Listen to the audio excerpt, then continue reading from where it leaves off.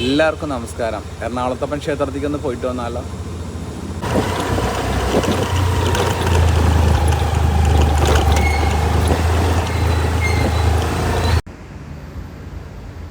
അങ്ങനെ എറണാകുളത്തപ്പൻ്റെ ക്ഷേത്രത്തിലെത്തി.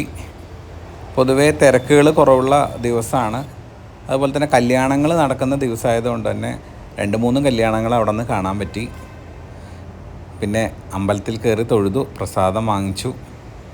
നല്ലൊരു തണുപ്പാട്ടോ നെറ്റിയിലിടുമ്പോൾ. പിന്നെ നേരെ വന്നു. ഇവിടെ വേറൊരു കല്യാണം നടക്കുന്നുണ്ട്. അപ്പോൾ അത് ഒന്ന് കണ്ടാലോ? കുറേ നാളായില്ലേ ഒരു കല്യാണമൊക്കെ കണ്ടിട്ട്. കുറേ ആളുകൾ നിന്ന് ഫോട്ടോ എടുക്കുന്നുണ്ട്. വിത്തൗട്ട് പെർമിഷൻ ഞാനും അവരുടെയൊക്കെ ഒരു വീഡിയോ എടുത്തു. കല്യാണമല്ലേ, ഒത്തിരി പേര് എടുക്കുന്നുണ്ടല്ലോ അല്ലേ. എന്തായാലും നമുക്കും കാണാം അവരുടെ ഒരു കല്യാണം. നല്ല ഭംഗിയുണ്ട് കേട്ടോ കാണാൻ രണ്ടുപേരെയും. ഒരുപാട് നാളത്തെ ഒരു ആഗ്രഹ സാഫല്യമല്ലേ അവരുടെ. തീർച്ചയായിട്ടും മനസ്സുകൊണ്ട് ഞാനും പ്രാർത്ഥിച്ചു അവർക്ക് വേണ്ടിയിട്ട്. പിന്നെ അതുപോലെ തന്നെ 3-4 കല്യാണങ്ങൾ ഇന്നിപ്പോൾ അവിടെ നടക്കുന്നുണ്ട്.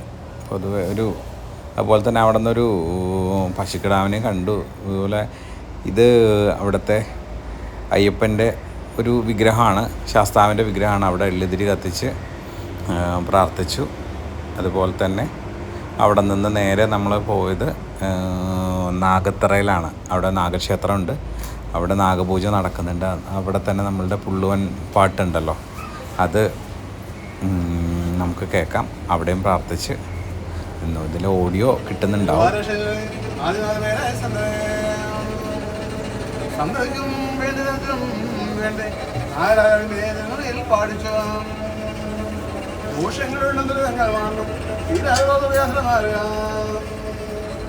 സർദോഷങ്ങളെല്ലാം പിടരുക സമ്മതം ശത്രുദോഷമായ കമ്പത്തന്നെ കണ്ണനാ പുണ്യ മാറ്റിയ ഉത്തമ്പള മാറ്റിയ നാരായണ എന്നും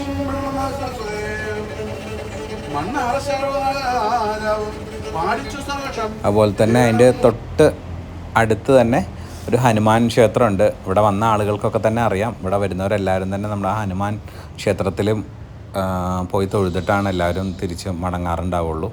ഞാനും അതിനകത്ത് പോയി തൊഴുത് പ്രസാദമൊക്കെ വാങ്ങിച്ചു. അത് കഴിഞ്ഞ് പുറത്തോട്ട് ഇറങ്ങി. പിന്നെ അതുപോലെ തന്നെ തൊട്ടടുത്തൊരു മുരുകൻ ക്ഷേത്രമുണ്ട്. ഭാര്യാസമേതനായിരിക്കുന്ന മുരുകൻ്റെ ഒരു ക്ഷേത്രമാണ്. അതൊക്കെ ഒരു കോമ്പൗണ്ടിനകത്ത് തന്നെയാണ്. എല്ലാം ഒരേ സ്ഥലത്ത് തന്നെ നമ്മൾ തൊഴുതിട്ട് പോകാൻ പറ്റുന്നതാണ്. തീർച്ചയായിട്ടും തിരിച്ച് സമൃദ്ധിയിൽ വന്ന് രാവിലെ അല്ലേ ഒരു കഞ്ഞി കുടിച്ചിട്ട് വന്നു.